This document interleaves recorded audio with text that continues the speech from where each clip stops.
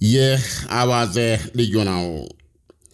ፕሬዚደንት ዶናልድ ትራምፕ ራስ ፈጠር በሆነ ታሪፍ አመጣሽ ዓለም አቀፋዊ ቀውስ ውስጥ ብቅ ጥልቅ ማለታቸውን አስተውለው የግሎባሊስቶቹና ሊበራሎቹ አውራ የቀድሞ ፕሬዚደንት ባራክ ሁሴን ኦባማና የትናንት ምክትል ፕሬዚደንትና ፕሬዚደንታዊ ተወዳዳሪ ካማላ ሃሪስ በፕሬዚደንቱ ላይ አላልናችሁም ነበረ የሚሉ ግዛት ማሰማት ጀመሩ።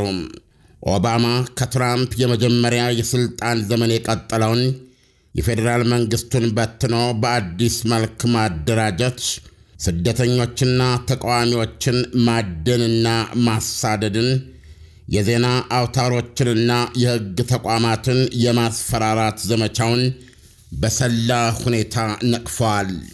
ከብዙ ዝምታ በኋላ ይህ ለመጀመሪያ ጊዜ ያደረግኩት ይፋ ንግግር ነው አሉ ኦባማ ሃሚልተን ኮሌጅ ውስጥ ባደረጉት ንግግር። አፌን ሸብቤ ነገሮችን ሳስተውል ቆየው ብለዋል። በታሪክ የመጀመሪያው ጥቁር አሜሪካዊ ፕሬዚደንት የነበሩት ባራክ ኦባማ ይታያችሁ ከነዚህ ውስጥ ሁሉ አንዱን እንኳ ያደረግኩት እኔ ብሆን ኖሮ ብለዋል። ዛሬ ዝም አይነቅዝም ብለው አፋቸውን የሸበቡ እነዛው ፓርቲዎች እኔም ሆንኩ ሌሎች ከኔ የቀደሙት መሪዎች እንዲህ እንደ ትራምፕ አንድ ነገር አድርገው ቢሆን ኖረ እንኳ ለሰኮንድ አይታገሱንም ነበሩ ሲሉ ከሰዋል። ይብስኑ ዶናልድ ትራምፕ የዓለምን የኢኮኖሚ ሥርዓት ባናቱ የገለበጠና ከአሜሪካ ጋር የሚናገዱ አገራትን በሙሉ ከመነሻ የ10 በመቶ እስከ 50ና 60 በመቶ የደረሰ የእሳት አደጋ ውሃ የረጩበትን የታሪፍ ድብደባ ኦባማ ውጤቱ መልካም ይሆናል ብዬ አላምንም ሲሉ ቀዝቃዛ ውሃ ቸልሰውበታል። ይሁንና ኦባማ የታሪፍ ውስጥ ጉዳይ ዕዳው ገብስ ነው። እኔን ያስጨነቀኝ እኔን ያሳስበኝ የትራምፕ ዋይት ሃውስ በአምባገነንነት ታኬታ በሕግ የተረጋገጡ መብቶችን መሬት ላይ መጠቅጠቁ ነው ይላሉ። እኔ ይበልጥ በጥልቅ የሚያሳስበኝ አሉ ኦባማ፣ ዩኒቨርሲቲዎች የንግግር ነጻነት መብታቸውን የሚጠቀሙ ተማሪዎቻቸውን አሳልፋችሁ ካልሰጣችሁን ወዮላችሁ እያለ የሚያስጠነቅቅ ፌዴራል መንግሥት ነው ብለዋል። ኦባማ በጥሞና ላዳመጧቸው የኮሌጅ ተማሪዎች ባደረጉት በዚህ ንግግራቸው ዋይት ሃውስ እኛ ለማንወዳቸው ወገኖች የሕግ ጠበቃ፣ የሕግ ዋስ ሆናችሁ ብትቀርቡ ከእኛ ጋር ያላችሁ ቢዝነስ በሙሉ ተዘጋ ብሎ የሕግ ድርጅቶችን ማስጠንቀቅ መቻሉ ማይታሰብ ነው። እንዲህ አይነት ባህሪ እንደ አሜሪካዊ ያለንን መሠረታዊ እኛነታችንን የሚጻረር ነው ብለዋል ኦባማ።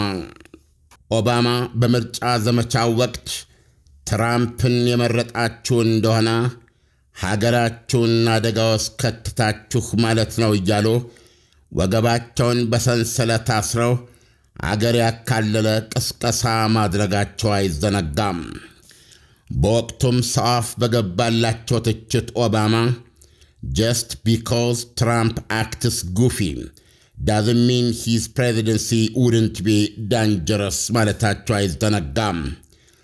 ትራምፕ ተግባራቸው አስቂኝና ሞኝ ስለሆነ ብቻ የፕሬዝደንት ሥልጣናቸው አደገኛ አይሆንም ማለት አይደለም ነበር ያሉት።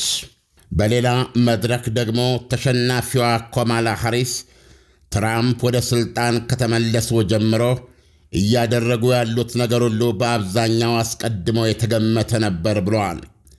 ወይዘሮዋ በቪዲዮ ተቀርጾ በቀረበ የሴቶች መድረክ ንግግራቸው መሆናቸው እንደማይቀር ያወቅናቸው ብዙ ነገሮች ነበሩ ካሉ በኋላ እዚህ የተገኘሁት ወይም ንግግር የማደርገው ግን አላልኳችሁም ነበር ወይ ለማለት አይደለም ብለው ክፉኛ የታሙበትን ዝነኛ ሳቃቸውን አስከትለዋል።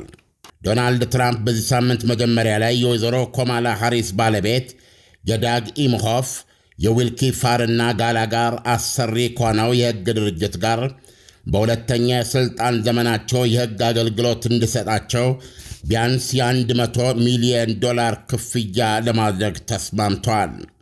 ይህ የትራምፕ እርምጃ በዘልማድ ቢሊዮነሮች ሲቆጡ ያደርጉታል ብለን የምናስበው ማናሉኝነትን ነው።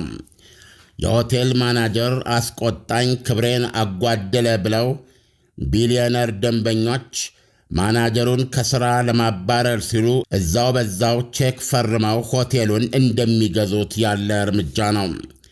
ምክንያቱም የኮማላ ባለቤት ኢምሆፍ የሕግ አገዛዝ ጥቃት ውስጥ ነው። ዲሞክራሲ እየተጠቃ ነው። ስለዚህ ሁላችንም ጠበቆች ይህን አካሄድ ለመበገር ማድረግ ያለብንን ማድረግ አለብን ሲሉ ተናግረው ነበርና ነው ትራምፕ ቀጣሪ ድርጅታቸውን የሥራ ኮንትራት የሰጡት። የትራምፕ ወደ ዋይት ሃውስ መመለስ ትልቅ የፍርሃት ስሜት የቀሰቀሰ መሆኑን እረዳለሁ ይላሉ ኮማላ። ሲቀጥሉም ድርጅቶች አፋቸውን ዘግተው ሲቀመጡ እያየን ነው።